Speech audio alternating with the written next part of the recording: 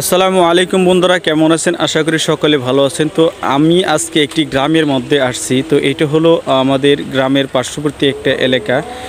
এখানে যারা বর্তমানে যে ধান চাষগুলো হয়, এর ভিতরে বর্তমানে যে আমাদের দেশে একটি ধান চাষ বিলুপ্তির পথে, যেমন ধরে যে কালো জিরা যে ধানটা, সেই ধানটা কিন্তু আমাদের দেশে এখন আর বেশি চাষ হয় না। তো কালো জিরা ধান চাষ কিন্তু এখন বর্তমানে বিলুপ্তির পথে। এটা অনেক এলাকায় এখন চাষ বন্ধ করে দিয়েছে। কিন্তু এখানে দেখেন, এদিকে প্রচুর পরিমাণ কালো জিরা চাষ করেছে, কালো জিরা ধানের যে চাষ, এবং কালো জিরা পাশাপাশি পাইজং, যেটাকে আমরা 28 বা 29, সেটা চাষ করেছে।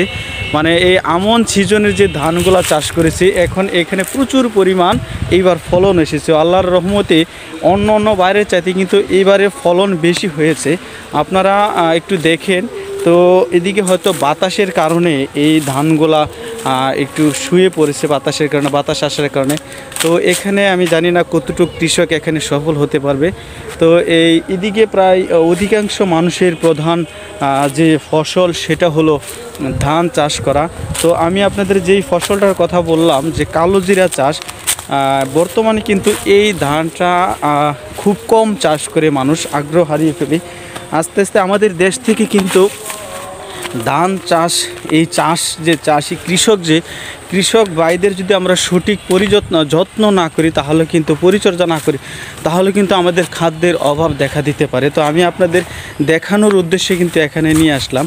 তো এই যে দেখেন, এই যে কালো জিরা যে ধান, এটা বিলুপ্তির পথে। বাংলাদেশে কিন্তু এই ধান বর্তমানে বিলুপ্তির পথে হয়ে গেছে। এটা আসলে এখন আর কেউ চাষ করতে চায় না, বা এটার খরচ হয়তো বেশি। আমি এই সম্বন্ধে আমার তেমন একটা ধারণা নেই। আপনাদের দেখানোর উদ্দেশ্য, দেখেন ভাই, এই ধানগুলো দেখলে এত ভালো লাগে। আর এইটার যে চাউলগুলো, যে কালো জিরা ধানের যে চাউল, সেটার চাল তো আপনারা জানেন যে এই চাউলের যে গ্রান, এটার যে পোলাও, এটা বেশিরভাগ ক্ষেত্রে পোলাও, পায়েস, ক্ষীরের ক্ষেত্রে, বিভিন্ন ক্ষীরের ক্ষেত্রে এটা কিন্তু ব্যবহার করে মানুষ। তো আমি আপনাদের একটু দেখানোর চেষ্টা করতেছি।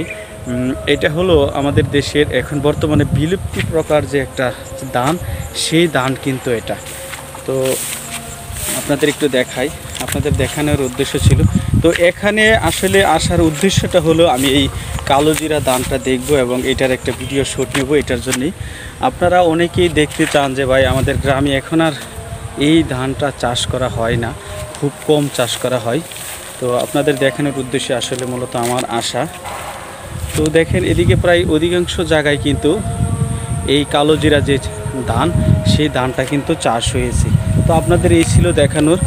আর আমি বলবো, এখন আমাদের গ্রামে যে সাধারণ যে মানুষগুলো আছে, তারা কিন্তু আস্তে আস্তে এই ধান চাষ থেকে তারা সরে যাচ্ছে। কারণ সরকার এদের প্রতি সঠিক সুনজর দেয় না। সরকার যে পরিমাণ কৃষকদের যে সহায়তা করা দরকার, সেই সহায়তা কিন্তু আসলে আমাদের কৃষকরা পায় না। তো কৃষকরা যদি সঠিক সহায়তা না পায়, তারা যদি সঠিক সময় সঠিক জিনিস না পায়, তাহলে কিন্তু আস্তে আস্তে এই ধান চাষ থেকে তারা সরে দাঁড়াবে।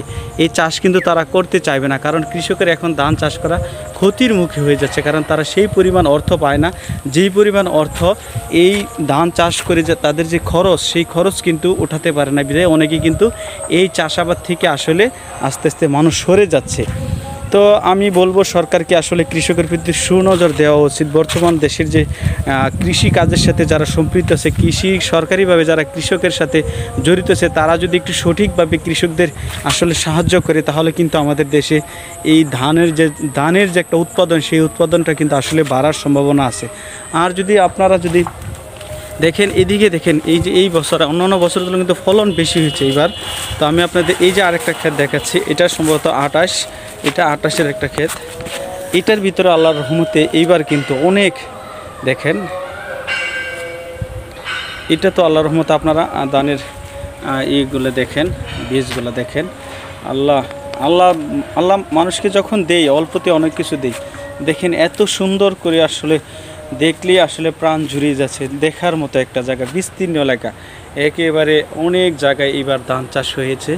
তো এই ধান চাষ দেখে এটা আসলে আনন্দের বিষয় যে আমাদের দেশে আসলে কৃষকদের হাতের ছোঁয়ায় এত সুন্দর করে যে ফসল সেই ফসলগুলো আসলে আমাদের দেশে ফলানো সম্ভব যদি আমাদের কৃষকদের সঠিক যে পরিচর্যা, কৃষকের যে সঠিক যে গাইডলাইন সেগুলো দিলে কিন্তু আরও ভালো ভালো ফসল উৎপাদন করা আমাদের দেশে সম্ভব। আমাদের কৃষকরা কিন্তু প্রচুর পরিশ্রম করে, আমাদের দেশের কৃষকরা কিন্তু প্রচুর কষ্ট করে এই ফলন ফলায়। এই যে এখানে আরেকটি ক্ষেতে আবার কালো জিরা হয়েছে, আমি আপনাদের দেখাচ্ছি। এখানে আরেকটা ক্ষেতের মধ্যে কালো জিরা হয়েছে, এই যে আরেকটা ক্ষেত আছে কালো জিরার, এই যে আরেকটা ধান ক্ষেত, এটাও একটা ক্ষেত কালো জিরার। তো আপনাদের আমি দেখাই, এই যে এখানে একটা কালো জিরা করেছি, এই যে দেখেন। তো আল্লাহর রহমতে এইবার ফসল ভালো হয়েছে। তো সবাই দোয়া করবেন, সবাই ভালো থাকবেন। আসসালামু আলাইকুম।